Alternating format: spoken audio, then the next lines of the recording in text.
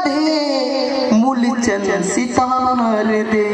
रुपया पैसा नहीं है दाई, कोनो तो उधार दे। ये जमाना आ गया। आजकल के लड़का मन के थे, पहली के लड़का मन ना पेन काफी पर पैसा मांगे, खई खजानी पर पैसा मांगे। आज के लड़का मन का के मान एक हमार ले, दो हमार ले, मान ले 4 मुटका और 5 रुपया दे ले जाई मोला खाई पर गुटका।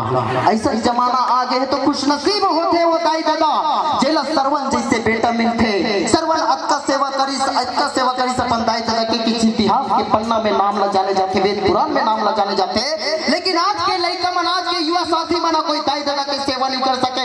कोनो महतारी अगर धान लुए बर गए है, अचानक गोड़ हाथ बिरात मस्तक बिरात तो झंडू बाम लगा देगी ना, तो आजकल के लड़का मन दाई दादा की सेवा नहीं करे। खबर की आज के लड़का मन फिल्मी जमाना में जिया थे।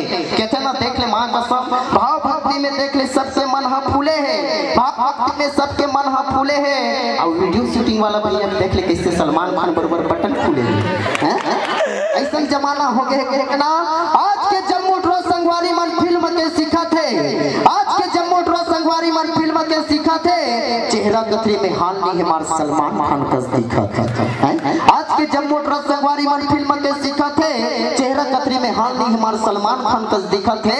नांगर बैला ला छोड़ के हाथ में मोबाइल हलावा थे, खाए पर खपरा नहीं है हीरो होंडा दबावा थे। खाए पर खपरा नहीं है हीरो होंडा दबावा थे।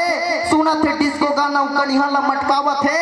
जेब में फूटी कौड़ी नहीं है, सैलून में जाकर मार फेरन लपी लगावा थे। पर घर के लड़का ला माया के जाल में फंसावा थे।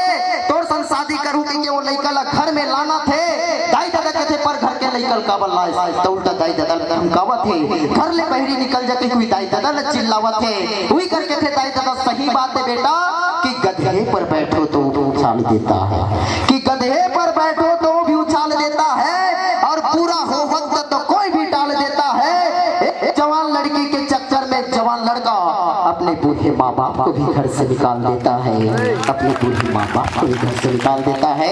इसीलिए कहना चाहूंगा दुनिया में सबका दिल दुखा लेना, लेकिन माँ बाप का दिल कभी मत दुखाना। जिसने माँ बाप का दिल दुखाया मैं यहाँ का न वहाँ का, कि माँ की एक दुआ जिंदगी बना देगी, कि माँ की एक दुआ जिंदगी बना देगी। वो खुद रोएगी मगर तुमको हंसा देगी।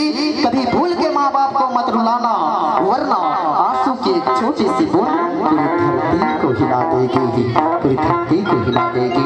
कई कोटि कोटि धन्यवाद।